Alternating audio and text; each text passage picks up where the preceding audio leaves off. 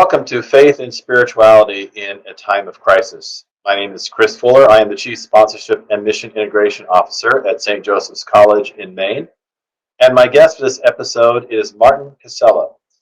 Marty has a long career in entertainment, having written for both film and television, and more recently, he is an award-winning playwright.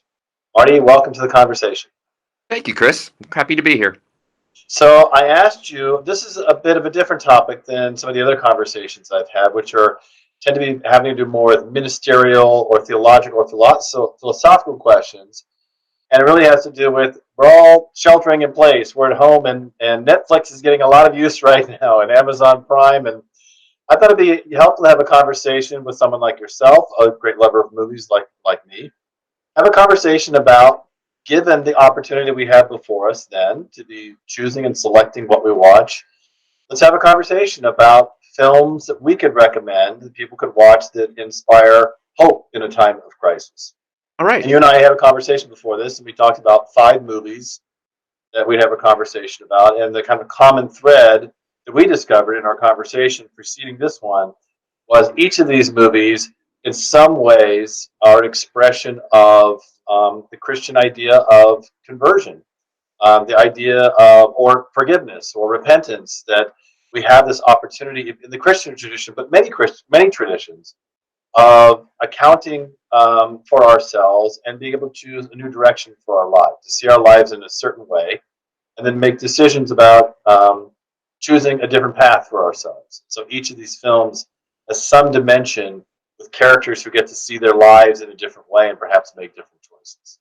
So welcome to the conversation. Thank you. One of the other things I noticed after we spoke, and I sat down and I just ran through the films all again in my head and bits and pieces of them I watched, they all also have to do with discovering what I think something that's happened to all of us while we're sheltering in place and in our homes with our families, and or not when we're by ourselves. I happen to be all by myself in my place where I'm at. And the thing that all of these stories also deal with is the preciousness of life, the grace that we can find in life in times of trouble and hardship, and also the divinity that's around us everywhere in the world, that I think when our lives are busy and full and crazy, that we tend to lose track of that. The first film that I want to talk about is based on what I think is probably the best American play ever written. It was written in the 1930s by a gentleman named Thornton Wilder, and most people have either seen this play in their high school, they had to read it in high school, or maybe they saw a community theater production, but it's managed to last over 80 years. It was recently done on Broadway a few years ago. The late, great actor Paul Newman was in it. He played the character of the stage manager, and it's a play called Our Town. And it was made into a movie in, I believe it was 1940, about 3 or 4 years after the stage play was done on Broadway. It starred a very, very young William Holden. If there are movie fans out there, people know him from lots of movies from the 50s and 60s, but he was only about 21 or so when he did this film. And it's about life in a small town in New Hampshire. And the film, as is the play, is narrated by a character named the stage manager, who, as when you see the kid and when you see the stage manager, when you see the play as a kid, and you see the film, which is very difficult to get a hold of, it wasn't made by a major studio, and it's most of the prints that you can find now are pretty well beat up. I think it's one of those films that need a transfer. They need to. There's actually, to our viewers, there's 2 copies available on Amazon Prime. Really? Right now. Neither one's in great condition, but one's in significantly better condition than the other. So I'd say if you try to watch it on Amazon Prime and you start watching it and it's very scratchy, then get out of that one and find the other one on Amazon Prime and watch that one. So yes. Yeah. I was wondering that. It's one of those films that's never shown in revival theaters. It's hard to find. I mean, now with Amazon and we can find films like that, but I did not see it until I was probably in my 40s.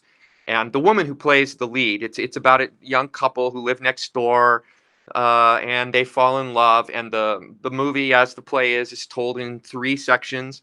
The first is when The first section is when she falls in love with George, the day she realizes that. The second part is about when they get married and what their life was like. And the third part takes place. It was very experimental in its time. It kind of shocked audiences. It was done on a bare stage with 2 ladders and, no props at all. And the third section takes place once the lead character, Emily, has died and she's buried, takes place during her funeral, and she actually is there talking to the audience and talking with the stage manager. And the the reason the play has lasted so long, and the reason the film is so powerful, and that the story itself is so powerful, because it's all about love, life, and death, the 3 probably most important things. And as anyone who knows, in any kind of Christian storytelling, everything's divided into 3s. It always has been for any kind of narrative. Boy meets girl, boy gets girl, boy loses girl, boy gets girl. In this case, it's boy meets girl, boy gets girl, boy loses girl. And the thing that's so powerful to me about our town is that it's done so simply. It's about the everyday little things, the little details, the things that we miss when we're not conscious, when we're just sort of on autopilot living our lives. And the thing that makes this story the great American story to me, and the great story of rebirth and the story of a second chance, is that for the audience who's listening who doesn't know what happens, is that she finds out on the hillside there are members of her family in the graveyard that have died and are buried. There's members from the community that are there, and they all sort of have a vague memory of what's happened to them, but they don't really remember any details. And Emily learns in the course of that third section of the film that she's going to start forgetting everything, and that she's going to be just one of the dead. And she begs the stage manager, and this is why, as I said earlier, when you get to be in your 40s and 50s, you see the play, you see the movie, and you think, oh my gosh, the stage manager's God. You don't think that when you're in high school, being in the play or watching it. And then you begin to realize that that's what's going on. And she says to him, can I have one chance before I begin to lose my memory? Can I have one chance to go back and see what it was like? And the stage manager character says to her, you can, but I'll let you go back for a few minutes, but make sure you pick a time that's completely ordinary. Don't pick anything too powerful. Don't pick your wedding day, anything like that. Pick something simple. So she picks the day of one of her birthday. I think she's 16 in the story. And it's also, she remembers that it's the day that when she realized she loved George, the boy she grew up next door to. And as the story goes back and she's allowed to go back in time, she can interact as her 16-year-old self with the characters, one of whom is her mother, who's since died and is there in the graveyard, and her brother, who also died. And she's it's really incredibly powerful. She's talking to her family in when she gets to relive that moment, and also she's talking to the stage manager character about what's going on. And finally, part way into the morning, she begins to realize that every single thing she sees, every moment she experiences, every second that she lives, it's so unbelievably beautiful and sacred and divine in that way that she can't bear it any longer. And she begs the man to take her back to the hill so she won't have to feel anything. And it's one of the great moments in storytelling, in American storytelling, and in the film. She turns around and she asks for one moment to say goodbye. And to me, it's the greatest piece of writing ever. And she says, goodbye, Mama. Goodbye, Dad. Goodbye, clocks ticking, and the smell of coffee in the morning, and the smell of bacon, and white picket fences, and freshly ironed clothes. And if you can get through that when you watch this without breaking down and sobbing and looking at your family members, and good luck. And she turns to the stage manager at that moment, in that moment when she passes between the past and the present in the graveyard, and she says, Does do any humans ever know? Do they ever really understand what life is all about and how unbelievably precious it is? And his answer is, some poets and the saints, maybe. And those words are so unbelievably profound to me and sacred and true. And and that's why my first choice is Yeah.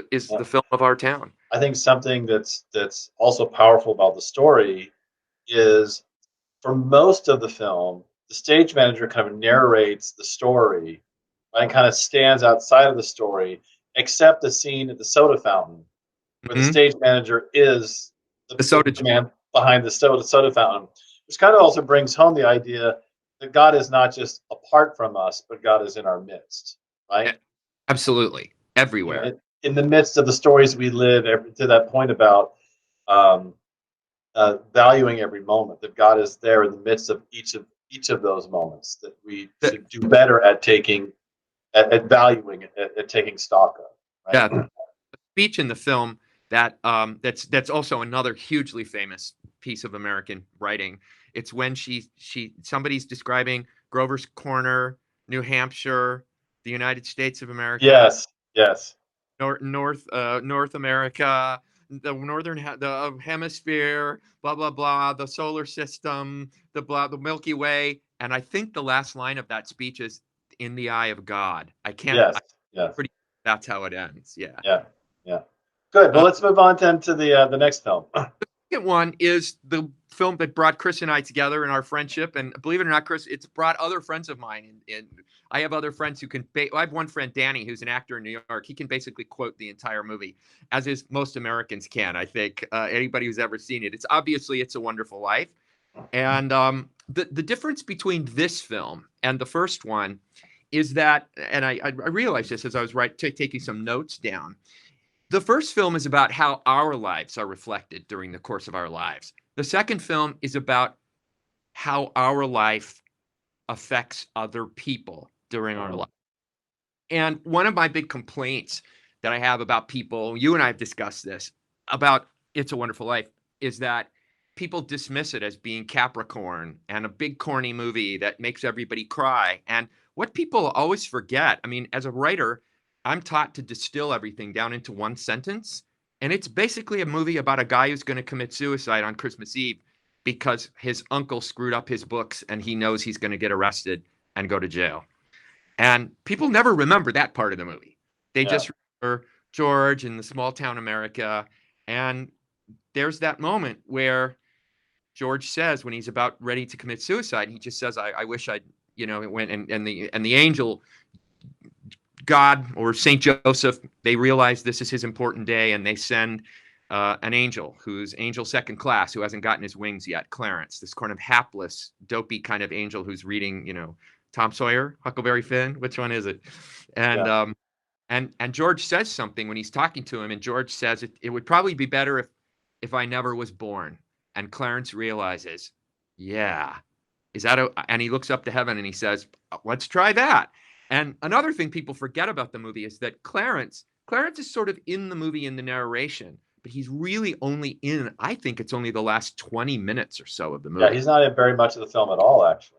It at all. And that's the part everybody remembers of Clarence, the cute angel, and what Clarence does for the what three people in the world who've probably never seen the film is that he takes George back to show George what the town would have been like if George was never born. And we've seen George's entire life up until that moment, and we've only ever seen him do good things, be kind to other people, not go to college because his father has a heart attack and he has to take over the business. And during the course of this, instead of the genius of the movie is instead of the angel showing George all those good things he did, the angel shows George that this town that he comes from would have just been devastated, and that the bad guy, Mr. Potter, who runs the bank, would have taken over everything. And as a matter of fact, the town would have been called Pottersville, and that all of the people George loved, all were unhappy. His wife ended up an old maid. His mother ended up an angry, bitter woman who ran a boarding house. And the movie builds to the moment, which to me, once again, I think all films build to that moment that show you who and what they really are. And Clarence takes George to a graveyard, which is right out of, I mean, the writers of the story clearly got it from Christmas Carol. And he points to a grave, and George sees it, and he pulls the snow off of the tombstone, and it's George's brother's grave. And George's brother in the regular movie is a huge hero. He's a gigantic war hero. And George finally, after denying everything that he's seen, he turns to Clarence and he says, "That's a lie. My brother was on a ship at sea in the war. He saved 2,000 men on that ship." And there's a long silence. I get choked up saying these no matter what. And Clarence says, "You weren't there to save your brother when he was 5, George, from drowning in the river. So your brother wasn't there to save all those men. It's amazing how one life touches so many others. You really did have a wonderful life, George." And at that moment is when George realizes that he did have a wonderful life. And as you pointed out in our conversation last week, I know your favorite moment is when George battles his way back to that bridge because he knows that's the place where it changed. And he says, "I want to live again, God. I want to live again." And at that moment, the snow starts again, and the police come up, and he thinks they're going to arrest him, and that's where the rest of the movie goes, where that we see it's all going to have a happy ending. And that to me is It's a Wonderful Life. To me, is probably the most spiritual and the most religious of any Hollywood film, even over things like The Song of Bernadette or The Robe or things like that. It's not lachrymose. It's not hitting you over the head. It's just saying, look, God is everywhere. Your effect that you have on the lives of others is everywhere. It's every single part of your life. Yes, and to your point about the way the movie sometimes gets dismissed. Again, I would add that what people miss is this movie. George in this film falls into real despair. There's that haunting moment where he's at home and his daughter's playing the piano, and it's just driving him crazy. And at one point, he grabs the child and hugs him and kisses him, and his wife notices something is clearly wrong. Then he lashes out at his family, and he knocks over, the bridges and the buildings that he's put up, and he turns in despair and just says, "Mary," right? And she says, "Why don't you just leave?" Yeah. And he does. I mean, the film really goes to some dark places for this character, right? It also has that moment at the beginning when he realizes he loves Mary, and it's a moment of absolute fury. I've shown it to my, and when he says, "I don't want to talk about plastics, I don't want this, I don't want to," and then he starts to cry, and at that moment, that's when he realizes how much he loves her. And the other moment that's so full of despair, which I think is the single best moment of acting Jimmy Stewart ever did in his entire career, and it's one of the greatest close-ups. Oh, yes, yes. It's that moment when he realizes, and it's just that massive close-up of Jimmy Stewart looking horrified with tears in his eyes and this fury and terror on his face. It's an amazing moment. It's so. The other thing that Capra does so well is the way he uses metaphor, which is at the end of the film when all the townsfolk come, to bring their money to help George. And then his brother at the end says to my big brother George, the richest man in town. You realize he's not rich because he has all the money. He's rich because all of his family and friends are there around him, right? Yeah, and that's another theme that I think runs through all of these films. It is about family and friends, and the final film that we're going to talk about absolutely cements that. So that whole thing of these films about it is family and friends that make us rich. It's those gifts that we've been given to us by God that make us rich. Yep, absolutely. So let's move on to the third film. Is is a comedy. It's a crazy, nutty comedy starring everybody's favorite crazy, nutty comedian, Bill Murray. It's a film that, as I think you told me this once, that I'm not sure if you've taught it. I know you've probably taught It's a Wonderful Life, but and Harry Potter, but um, there are entire theology courses based on the film Groundhog Day, which sounds insane, but when you actually think about what Groundhog Day is, it's a man who's not only given the chance to relive his life over and over and over again, but it is, to me, a stunning example in filmmaking of how someone gets to live their life over again in pieces until they get it right. And during the course of that, what he learns is like you and I talked about this in the beginning. He's given the opportunity to live his life again every day over and over, and he does mean things like shoving people in front of car. Well, first he shoves the guy in a hole, or then he pushes himself. What does he run in front of a car or something? And he tries all these things, and then he begins to realize that he's only that the thing that's important is learning. And then he starts taking piano lessons and reading great books. And then he slowly begins to realize that the woman that he had fallen in love with at the beginning, that she was only going to fall in love with him when he's a good person and when he's an interesting person and when he's a caring person and a loving person. And that, to me, the way this movie tells that story in those pieces of, it shows you how important music is. It shows you how important literature is, and kindness and friendship. And until he sees all those things at the very end, and that's the beautiful irony of the song that's used in the film, the Sonny and Cher song, "I've Got You, Babe," which is that he finally wakes up at the end, and that song's playing again, and you realize that he did it, that he did it. And what is it? She's still there, right? She's still there. And actually, your earlier point about the three parts, of telling the story.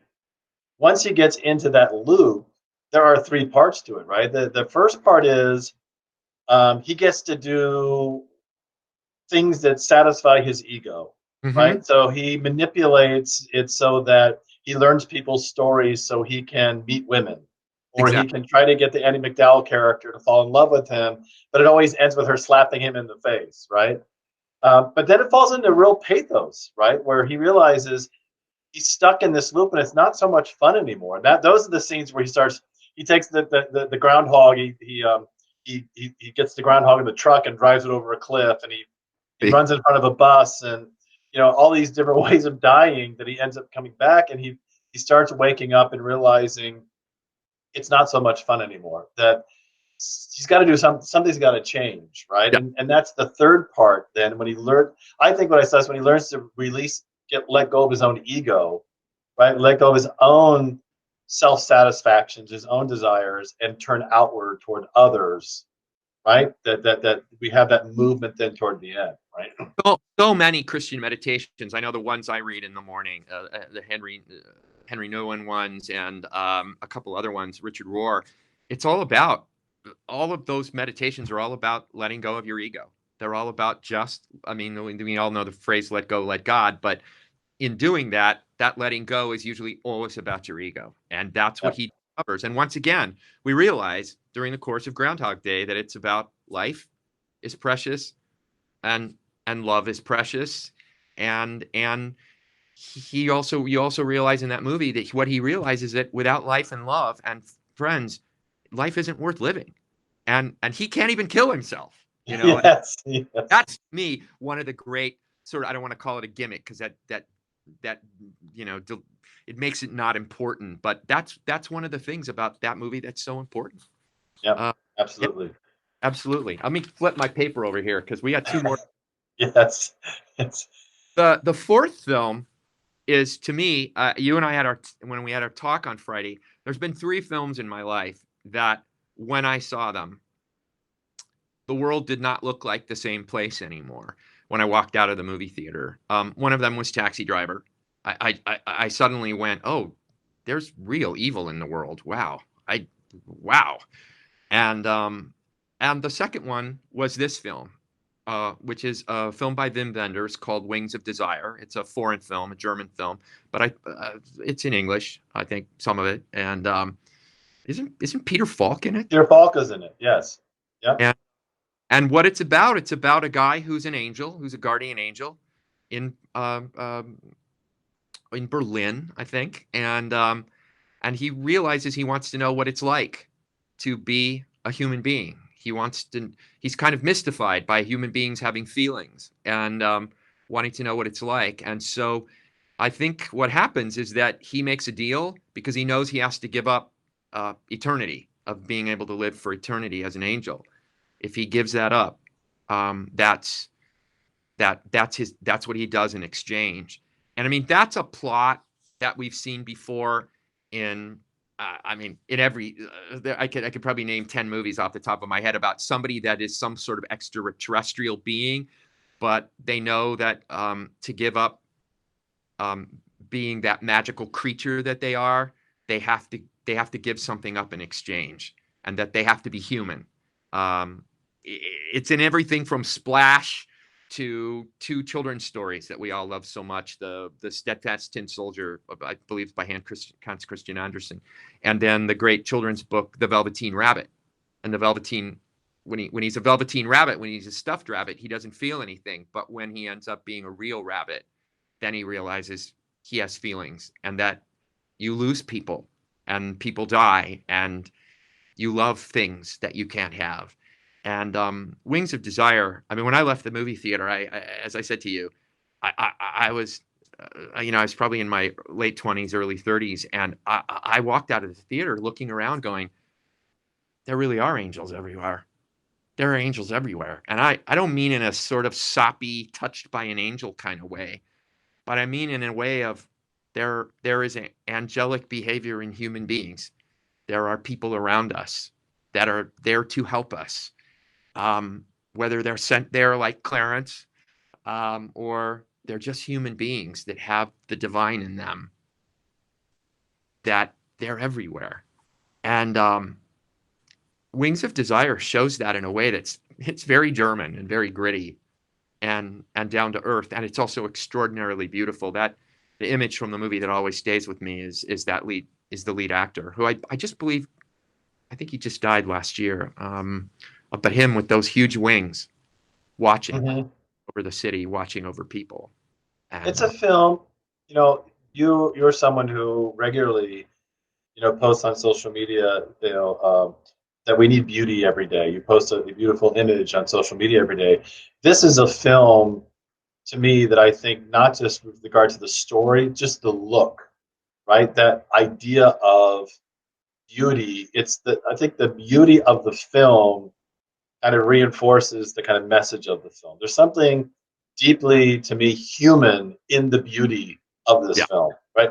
When I think back on this film the first time I saw it, there are a couple of films I think of after I see them. The word that comes to me is luminous, yes, right? Babette's Feast is another film, the movie's right? in black. Yes, yes, but a luminous film, and I mean luminous in a way in which you feel something different about yourself, Yeah, right? And having seen the film, another film I said is Babette's Feast is another film that in seeing that film, was like, it was luminous, and yeah, I like you said, that's one of those films for me. But after seeing it, I felt like I see the world differently, yeah. I mean, because of it. Terrence Malick does that as well. We Yeah, talked the tree of life absolutely. in my original the long list that I made. Yeah. Terrence Malick film. His movie from last year is that way. Is A Hidden Life, which not a lot of people saw, about a Catholic martyr who was killed by the Nazis in World War II. And that movie also is luminous in a way, because that's the point of the movie. Your point is very well taken. The point of A Hidden Life is not only about sacrifice, but it's how extraordinarily beautiful the world is, and Mhm, how mhm. luminous. Yeah, absolutely. Good. Um, So let's turn to the last film. Last film. All right. I know this is funny, but I tried to do like a foreign film, a couple classics, a popular comedy, and then to me, um, it's Harry Potter and the Prisoner of Azkaban. I like I know you are, and I absolutely know your two sons are. Um, Harry Potter fans. The Prisoner of Azkaban is my favorite. It's partially because it contains the character of Sirius Black, who is to me one of the linchpin characters in the entire series. It's the person that's Harry considers during two or three of the stories his only real relative. It's the only person that looks after him. And because of Sirius, and Sirius is a person that Harry starts off thinking is a terrible, terrible human being, that he's a murderer, that he killed his parents. And what Harry comes to find is that's absolutely not true, and that Sirius is basically the person who was sent there to help save Harry and to help him fight Voldemort, and who, as we know, is basically the devil.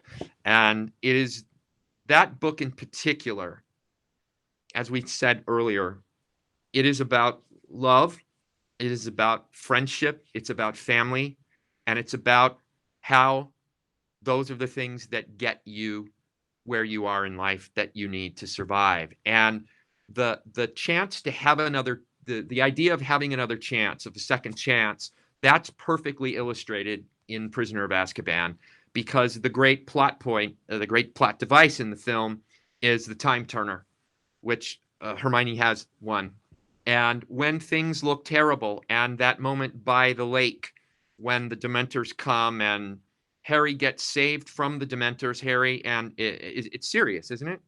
Or is it Lupin? I forget which who's there by That's Harry and Sirius get saved from the Dementors. Yeah. saved from the Dementors by what Harry thinks is his father. That this Patronus has appeared and saved him, and saved him from the Dementors and saved Sirius.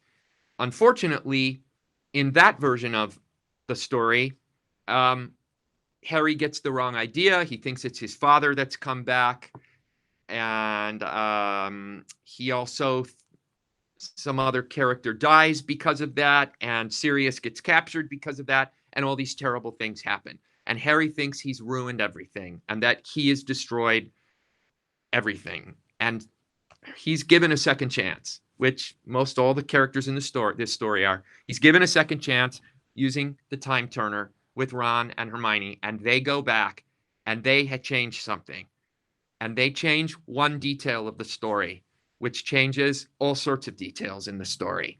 Um, Buckbeak isn't killed, so Buckbeak attacks and saves them, and then that gets them to the lake. And what Harry realizes, that is to me the turning point of the trilogy. I don't think it's a surprise. It comes in. I think that's in 3, which is about halfway through.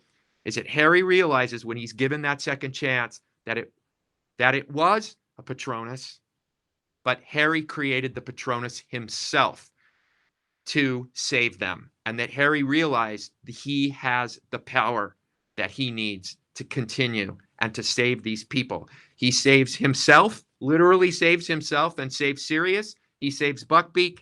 He saves Hagrid. He saves this person, and he realizes at that moment the power that one person has. So for me, in a funny kind of way, Harry Potter and the Prisoner of Azkaban is yeah, it's about wizards and witches and magic and power, but it's also about the power of friends and the people that we love to save us.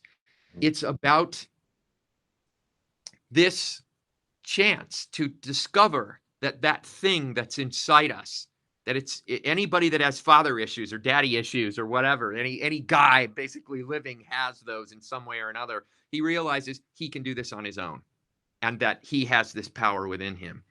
And the little piece of that echoes into the very next film is when Harry's told, you and Voldemort have this connection, but the thing you have that will save you is the thing that he doesn't, as you have love and you have friends, and he has none of those. He has love, Harry.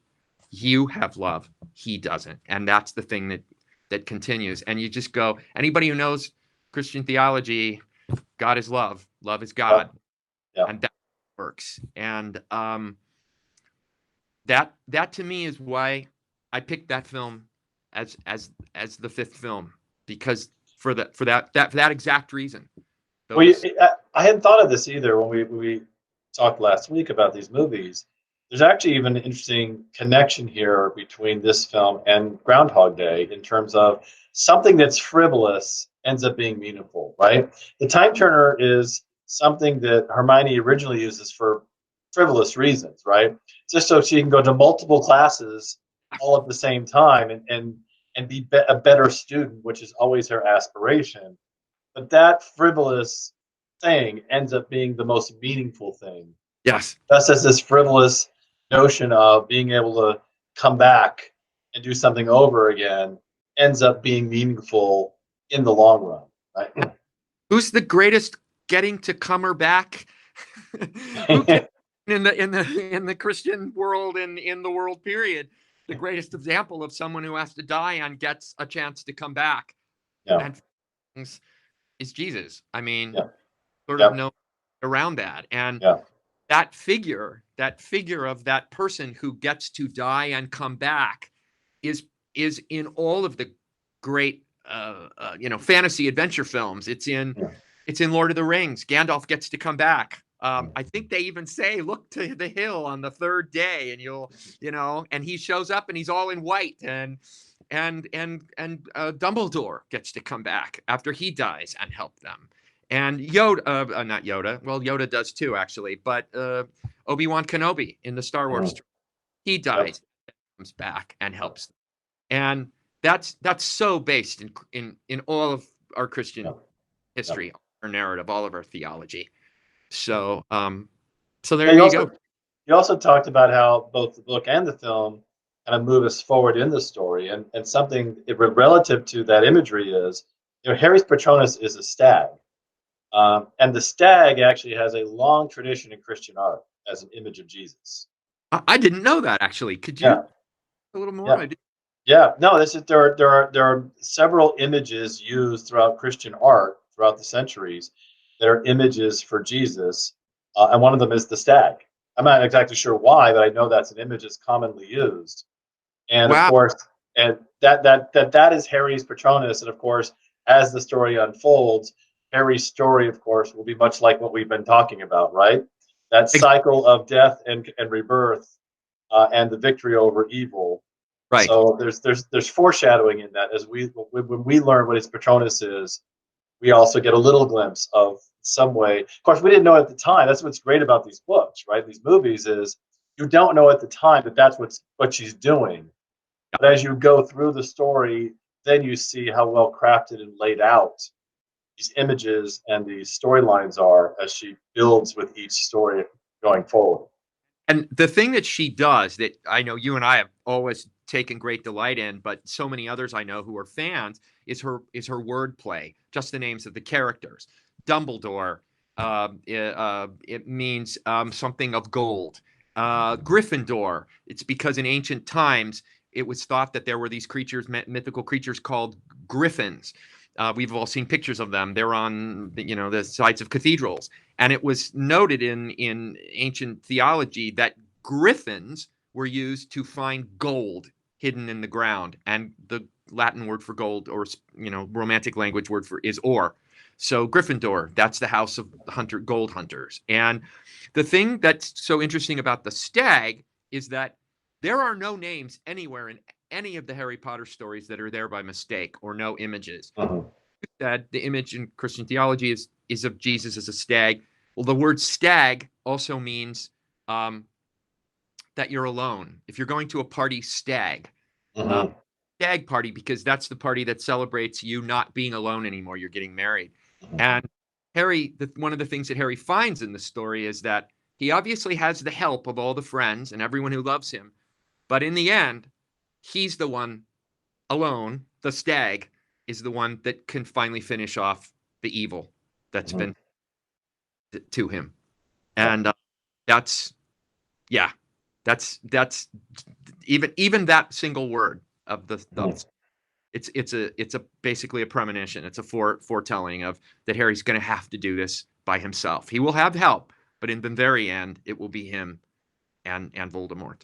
And that's just a perfect analogy. It's you know we have God, and we have Jesus, we have the Holy Spirit, but yet at the same time, whatever this idea of hell or the devil or Satan or Beelzebub or whatever we want to call him, that's the thing we have to struggle with ourselves. And that's that's one of those things that we have all the people we love around us, but that fight that we have, that battle that we have every day of our lives against evil and the evil within us, we're the only ones that can solve that.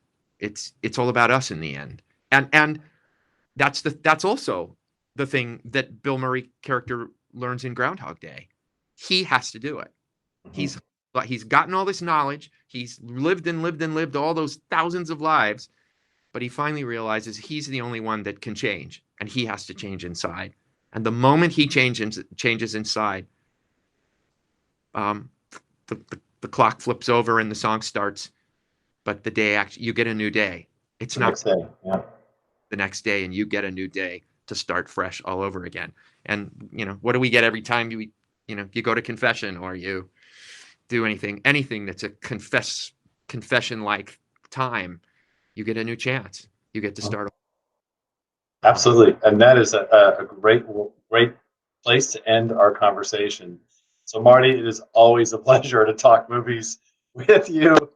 Yeah, And well, I know we could go an extra hour or two because we could, but for me, I just want to thank you because I don't get a chance very much to actually talk about Christian theology and my own faith, and I always get to do that with you and movies. So they're two things I love. So there you go, and I love your family. So yeah, this is always a great time to get to see you, Chris.